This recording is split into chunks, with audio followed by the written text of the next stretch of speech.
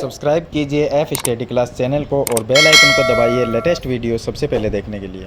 Hello friends, चलिए आज हम शुरू करते हैं कक्षा 9 गणित की प्रश्नावली 9.3 का प्रश्न नंबर 15। इस वीडियो में हम सरल करेंगे। पीछे जो क्वेश्चन नंबर 14 तक है वो मैंने सभी आपको बता चुका हूं। अगर वो आपको क्वेश्चन देखने हैं तो आपको चैप्टर नंबर जो 9 है उसकी प्लेलिस्ट का लिंक मिलेगा डिस्क्रिप्शन के अंदर, वहां से आप पीछे वाली कंप्लीट वीडियो देख सकते हैं। तो चलिए हम जो क्वेश्चन नंबर 15 है उसको सरल करते हैं। तो आप वीडियो को अभी कभी लाइक कर दीजिए और चैनल को सब्सक्राइब कर लीजिए ताकि ऐसी मैथमेटिक्स की वीडियो आपको आगे भी मिलती रहे। तो प्रश्न नंबर जो 15 है उसमें हमें दिया गया है कि चतुर्भुज ABCD, ये एक ABCD एक चतुर्भुज है जिसके विकिरण AC और BD दो विकिरण हो गए जो बिंदु O पर प्रतिच्छेद करते हैं, यहाँ पर एक दूसरे को काटते हैं। इस प्रकार प्रतिच्छेदित करते हैं कि AOD जो त्रिभुज है उसका क्षेत्रफल और एरिया ऑफ BOC यानी BOC त्रिभुज का क्षेत्रफल, दोनों त्रिभुज का क्षेत्रफल बराबर है। तो पहले तो ये देखते हैं कौन से त्रिभुज है AOD। तो देखिए ये हो गया AOD, ये जो त्रिभुज है इसका क्षेत्रफल और BOC का क्षेत्रफल, ये हो गया BOC, इस वाले त्रिभुज का क्षेत्रफल। तो इन दोनों त्रिभुज का क्षेत्रफल है वो बराबर हमें दिया गया है। तो हमें सिद्ध करना है कि ABCD है वो एक समलम चतुर्भुज है। अब जो समलम चतुर्भुज होता है उसकी शर्त ये होती है कि सम्मुख भुजा का एक युग्म है वो समांतर होना चाहिए, यानी कि AB भुजा और ये CD है ये सम्मुख भुजा है। तो इनको अगर हम समांतर सिद्ध कर देते हैं तो हम ये कह सकते हैं कि ABCD एक समलम चतुर्भुज है।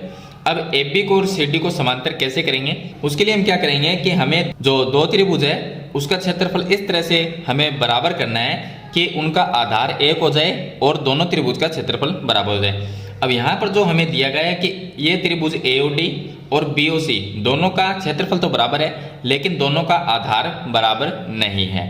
तो इसलिए हम क्या करेंगे कि ये जो दोनों त्रिभुज हमें दिए गए हैं जिनका क्षेत्रफल बराबर है उसके अंदर हम प्लस करेंगे AOB। ये जो नीचे वाला जो त्रिभुज है इसको हम दोनों त्रिभुज के अंदर जोड़ देंगे जिससे एक ये त्रिभुज इधर वाला पूरा बन जाएगा और एक इधर वाला पूरा बन जाएगा।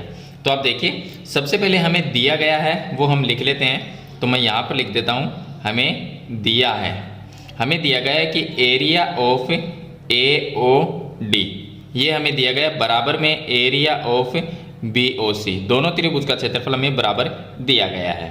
और हमें सिद्ध करना है कि ABCD एक समलम है। तो मैं यहाँ पर लिख देता हूँ हमें सिद्ध करना है ABCD एक समलम है, समलंब चतुर्भुज है, ये हमें सिद्ध करना है। अब देखिए इसकी उत्पत्ति में हम क्या करेंगे, जो हमें दिया गया है उसको हम लिखेंगे। तो एरिया ऑफ AOD बराबर हमें दिया गया है एरिया ऑफ BOC, ये दोनों त्रिभुज है जिनका क्षेत्रफल बराबर है। इसको हम नाम दे देंगे समीकरण नंबर 1, ये नाम दे देंगे। अब हम क्या करेंगे, ये जो दोनों त्रिभुज है एक ये और एक ये, इसके अंदर ये नीचे वाला जो कॉमन भाग है, जो कॉमन त्रिभुज है मतलब कि उभयनिष्ठ जो दोनों के काम आ सकता है, तो ये एक नीचे वाला जो त्रिभुज है इसको हम दोनों त्रिभुज के अंदर जोड़ देते हैं। अगर AOD ये जो त्रिभुज है इसके अंदर मैं ये त्रिभुज अगर प्लस कर देता हूँ, जोड़ इन दोनों को अगर जोड़ देता हूँ तो कितना बड़ा त्रिभुज बनेगा, ABD इसके बराबर बनेगा। अगर इधर वाले त्रिभुज के अंदर ये नीचे वाला त्रिभुज प्लस कर देंगे तो कितना बड़ा त्रिभुज बनेगा, ABC इतना बड़ा। अब देखिए ABD ये पूरा त्रिभुज और इधर वाला पूरा त्रिभुज दोनों का आधार AB हो जाएगा, तो A के आधार हो जाएगा, दोनों का क्षेत्रफल बराबर हो जाएगा। तो इसलिए ये दोनों क्या होगी, समांतर होगी।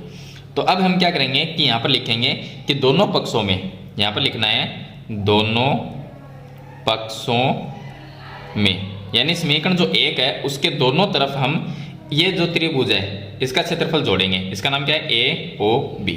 दोनों पक्षों में एरिया ऑफ AOB जोड़ने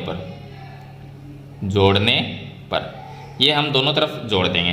तो इधर भी जोड़ना है और इधर भी जोड़ना है। तो ये बन जाएगा एरिया ऑफ AOD, इसके अंदर हम प्लस कर देंगे एरिया ऑफ AOB, ये त्रिभुज का क्षेत्रफल प्लस कर देंगे और बराबर का चिन्ह वो लगा देंगे। एरिया ऑफ BOC है, एरिया ऑफ BOC इसके अंदर भी हमें प्लस करना है AOB का क्षेत्रफल। तो एरिया ऑफ AOB इसका क्षेत्रफल हम प्लस कर देंगे। अब देखिए AOD और AOB ये दो त्रिभुज का क्षेत्रफल मिलके कितना बड़े त्रिभुज का क्षेत्रफल बनेगा, तो ये हो गया ए ओ डी, ये त्रिभुज है, और ए ओ बी ये है। दोनों त्रिभुज को अगर जोड़ देते हैं तो त्रिभुज ए बी डी के बराबर बनता है। तो हम लिख देंगे कि एरिया ऑफ त्रिभुज ए बी डी, ये त्रिभुज बन जाएगा इन दोनों को जोड़ने से। अब बराबर दूसरा क्षेत्रफल आएगा बी ओ सी, जो है ये है बी ओ सी, ये इसके अंदर ए ओ बी को जोड़ देंगे, ये नीचे वाले त्रिभुज को जोड़ देंगे तो कितना बड़ा बनेगा, ए बी सी के बराबर बनेगा। तो यहाँ पर हम लिख देंगे ए बी सी, दोनों का क्षेत्रफल बराबर हो गया। यानी कि ये पूरा यहाँ से लेके और यहाँ तक ये जो त्रिभुज है ये, और इधर वाला ये पूरा त्रिभुज, दोनों त्रिभुज का क्षेत्रफल है वो बराबर हो गया। और दोनों का आधार देखा जाए तो ए बी आधार है, दोनों एक ही आधार पे स्थित है। तो हम लिखेंगे कि त्रिभुज A B D, A B D, और त्रिभुज दूसरा A B C, A B C एक ही आधार ए बी पर स्थित है, ए बी पर स्थित है। ये जो दोनों त्रिभुज है इनका आधार एक ही है तो स्थित है, और दोनों का क्षेत्रफल भी बराबर है। यहाँ पर हमने दोनों का क्षेत्रफल बराबर कर दिया, तो हम लिखेंगे दोनों का क्षेत्रफल बराबर है, दोनों का क्षेत्रफल भी बराबर है, यहाँ पर हमने सिद्ध किया है। अब देखिए जब दो त्रिभुज एक ही आधार पर स्थित होते हैं और दोनों का अगर क्षेत्रफल बराबर होता है तो वो दोनों त्रिभुज क्या होते हैं, एक ही समांतर रेखाओं के बीच में स्थित होते हैं। तो यहाँ पर हम ये लिख देंगे कि दोनों त्रिभुज एक ही समांतर रेखाओं के बीच में स्थित है। तो हम लिख देंगे दोनों त्रिभुज एक ही समांतर रेखाओं के बीच स्थित है, एक ही समांतर रेखाओं के बीच में दोनों स्थित है। तो ये रेखाएं समांतर ए बी हो जाएगी डी सी के, तो हम यहाँ पर लिख देंगे कि डी सी है वो समांतर हो जाएगी ए बी के। अब देखिए ये दोनों हो गई समांतर, और ए बी सी डी में अगर हम दो यानी कि सममुख भुजा का एक युग्म अगर समांतर हम कर देते हैं तो इसका मतलब हम कह सकते हैं कि ए बी सी डी जो चतुर्भुज है वो एक समलंब चतुर्भुज है। तो ये दोनों हो गई समांतर, अतः ए बी सी डी एक समलंब चतुर्भुज है। ये इसका हम कारण लिख देंगे। तो इस तरह से हम इसको एक समलंब चतुर्भुज है वो सिद्ध करेंगे, क्योंकि हमें सिद्ध करने के लिए सम्मुख भुजा का जो एक युग्म है उसको हमें समांतर करना होगा। तो हमने यहाँ पर DC है वो AB के समांतर कर दी, ये DC है और AB ये दोनों क्या हो गई समांतर, तो इसलिए ये एक समलंब चतुर्भुज हो गया। तो इस तरह से प्रश्न नंबर जो 15 है उसमें आपको ये सिद्ध करना है कि ABCD एक समलंब चतुर्भुज है। तो मैंने आपको प्रश्न नंबर जो 15 है वो कंप्लीट बता दिया है। फिर भी इसके बारे में आपका कोई सवाल या सुझाव है तो मुझे कमेंट बॉक्स में ज़रूर लिखें, और वीडियो अच्छी लगी तो इसे लाइक और शेयर जरूर कर देना। इस चैनल पर आप नए हैं तो सब्सक्राइब करना, साथ में घंटी के बटन को जरूर दबाना। तो आज की वीडियो में इतना ही, मिलते हैं एक नई वीडियो के साथ, तब तक के लिए थैंक यू।